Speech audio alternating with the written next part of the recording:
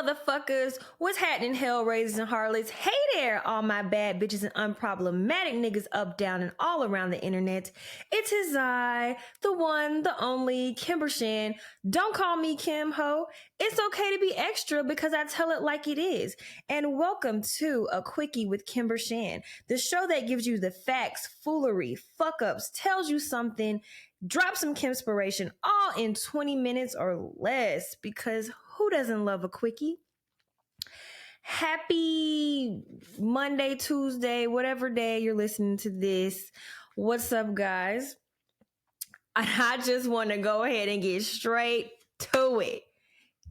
My niggas beat that ass.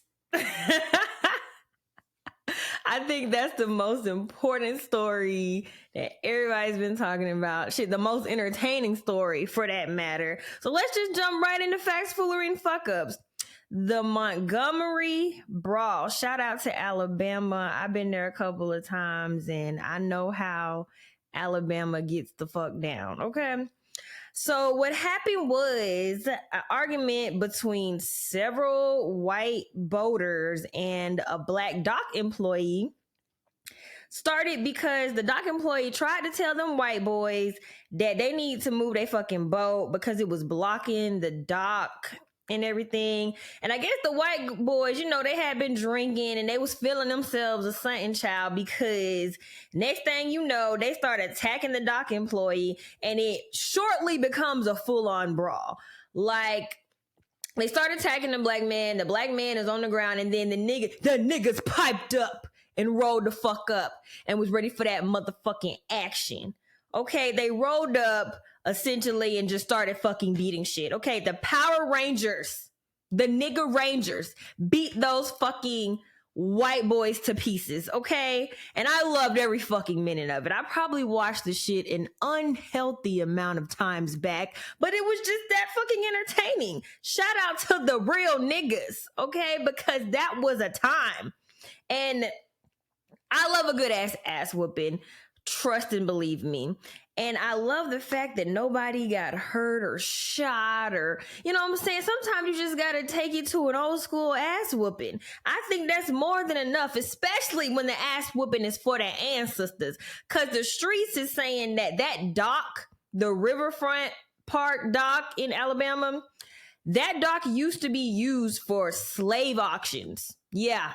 That's where them same bitch ass white boys would sell our motherfucking asses. So I think that ass whooping at the docks was well overdue for my motherfucking people. Okay.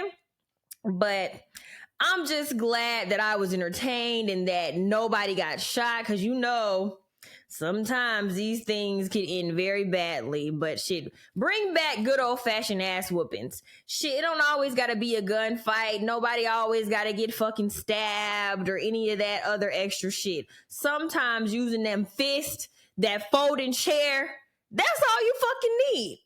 It was so funny because the whole time I was watching the video, I just knew somebody was gonna fall into the damn river. And of course, somebody fucking did. Like, this shit was so funny. And I love when black people just rally together and show motherfuckers about that action, okay?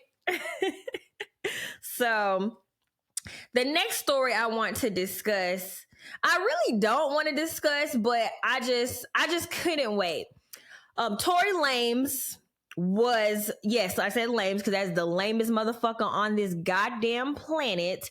He was supposed to be sentenced today, and I was gonna wait to address this until after the sentencing, but the sentencing has been postponed once again. It may come out tomorrow, it may not, I don't know, but regardless, the internet is gonna be inflamed as soon as that sentencing gets done. But I wanted to discuss, Megan decided not to go to the sentencing to protect her mental health, so she wrote a letter to the judge instead. And I don't blame sis. Like, this whole situation, I can't imagine how traumatizing this whole shooting and this nigga that you used to fuck with and you know and you thought was in your corner to shoot you and had to go through that publicly, and all these weak ass motherfuckers talking shit about you and don't believe you, and just so much that this woman has had to deal with. So I do not blame her. In the letter, she told the judge that, she has not experienced peace since the day that he shot her.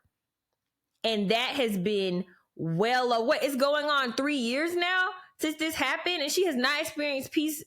And I just pray for her. I really do pray for her that she can get some peace. But in the letter to the judge, she spoke about not getting peace. She spoke about the fact that Tory will lie to anyone that will listen. Hell, the nigga made a whole lying ass fucking mixtape about the situation, and he tried to capitalize off of it. He harassed her continuously. It's just insane to me how far y'all motherfuckers let this man go with all of this shit. And the fact that people are still caping for him, even after he's been found guilty about this shit, it's disgusting how much you guys hate black women. And I'll say it until I turn blue in the fucking face. Y'all hate black women, point blank bottom line, because if this situation had happened to any white bitch, I don't give a fuck how big or small her career was. If this happened to a white woman, it would have never been all this fuckery. It would have never been she's lying. It would have never been she's the problem. She's the cause of this. She brought it on her. It would have never, none of those conversations would have ever fucking happened. Point blank bottom line. That nigga shoot a white bitch, that nigga would have been in jail immediately. I promise you that. So the fact that y'all all are up in arms and rallying against the black woman, it pisses me off on levels so deep that I can't even find the right fucking words, especially when it's based on this man lying for years at this point. Lying, even after still being convicted, lying. And lying, what does lying do? Lying shows no fucking remorse, because you can't even admit to what the fuck you know you did. So I hope that they bury him under the fucking jail. I hope he gets the maximum fucking sentence. And I hope that they whoop his ass every goddamn day in that bitch. But because the case was pushed back a tad bit, some more news came out about people writing letters to show support to this bitch ass nigga. And one of the people that wrote a letter to show support, rallying behind this dirty ass, dusty ass, disgusting ass fucking midget, is Iggy Azalea bitch ass. Yes, a white bitch from Australia that cosplayed a black woman her entire fucking career.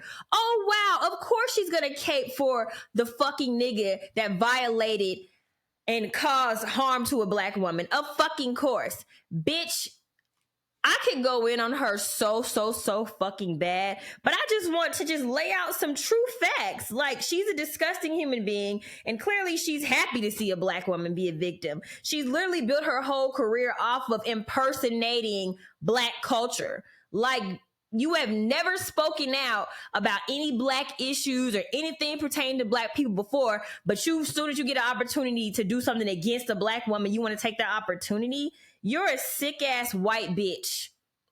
And I hope you go to the same motherfucking place that Tory Lanez is going to.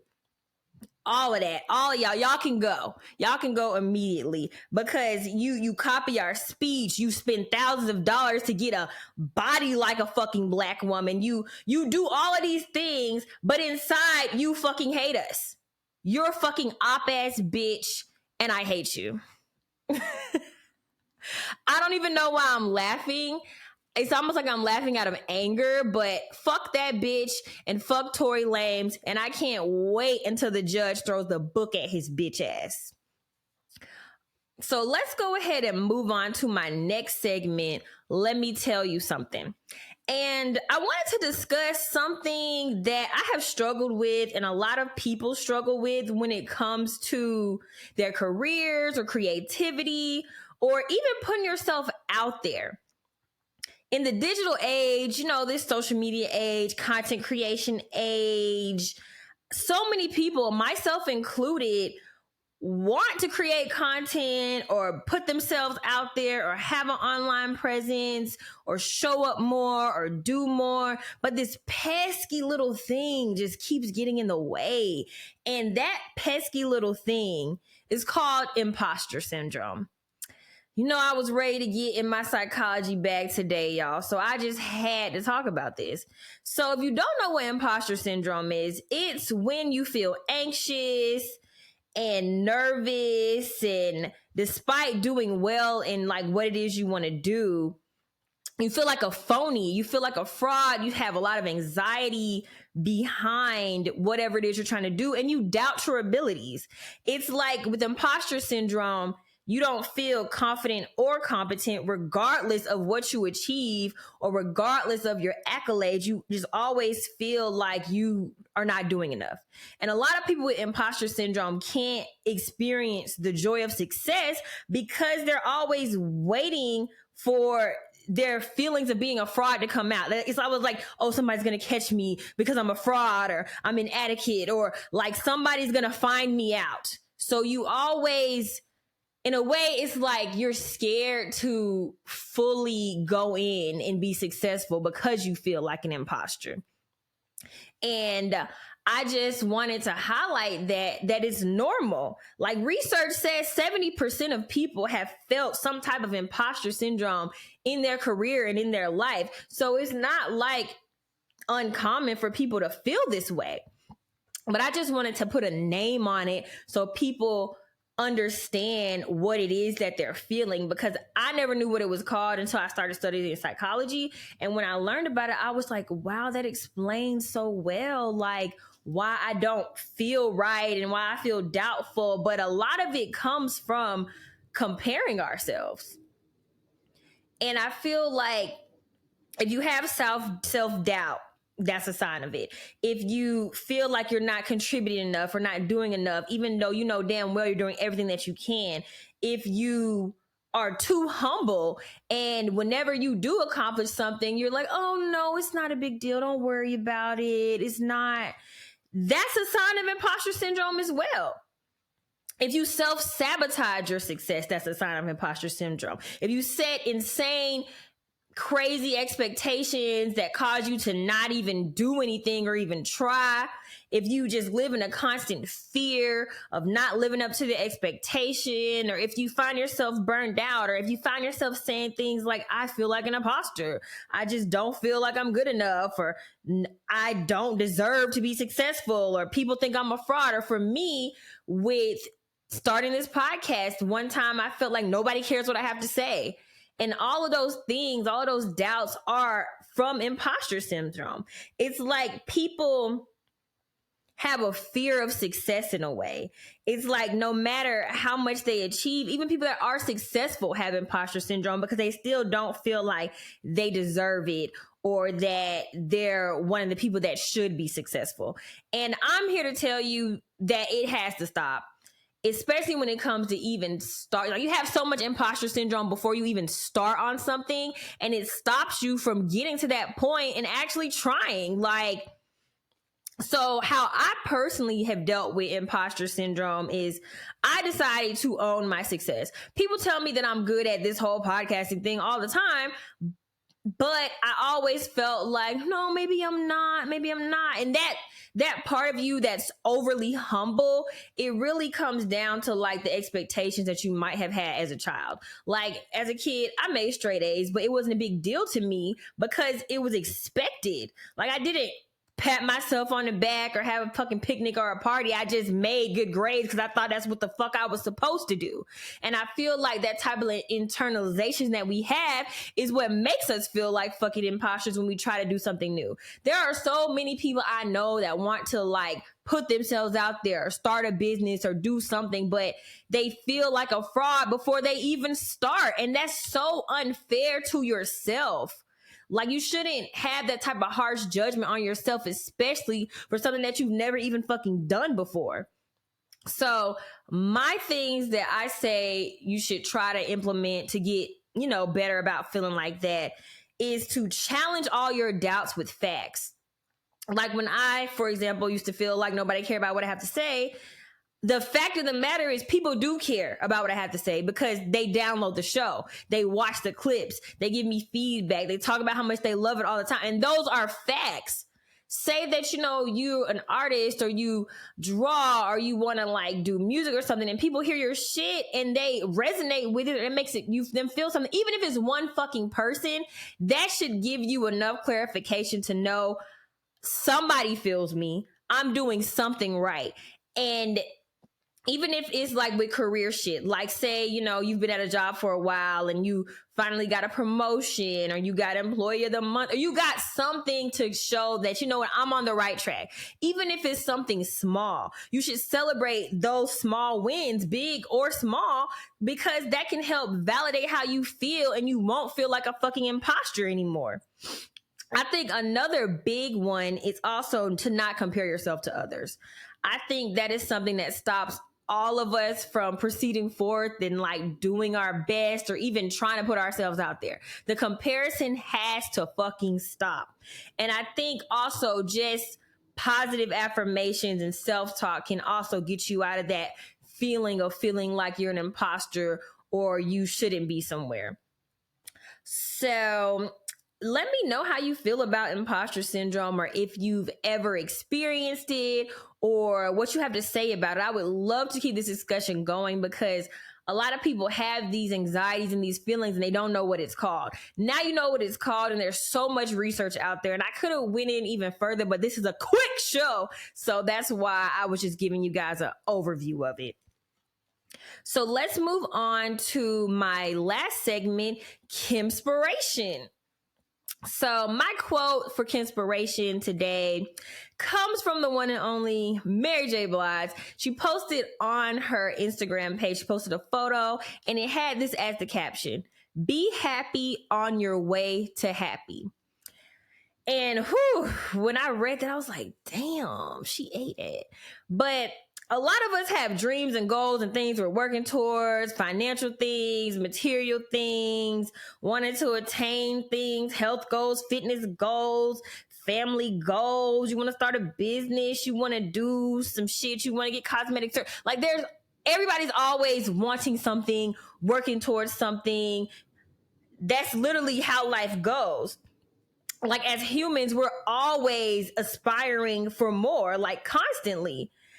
And when I saw that she said, "Be happy on your way to happy," it hit me because I delay my happiness so fucking much because I'm worried about getting to the next goal or the next phase in life or like the next dream or just getting to a better place. And that's no way to live, because it removes the enjoyment from your life right now. Where's the fun? Where's the happiness if you're only living for tomorrow? What about right fucking now? You can't remove the happiness that you can feel now because you're so focused on getting somewhere else. Because if you do get to that other place, you're not even going to enjoy it then, because you're going to still be worried about getting to the next fucking place.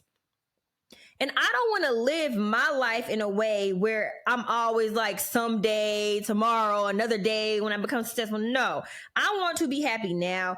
I want to feel great now. I want to love, respect, and accept myself now as I fucking am, instead of waiting for a day that may come, for sure, definitely, but it may also not come. You could get hit by a fucking bus tomorrow and you're delaying your happiness because you're waiting to get to another place in life.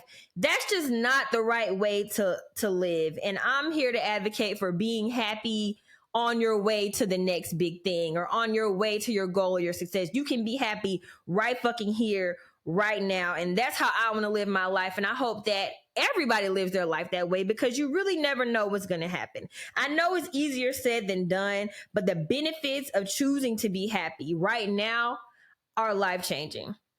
Choosing to accept yourself as you are right now, life-changing. So be happy on your way to happy. And shout out to Mary J. Blige for that quote.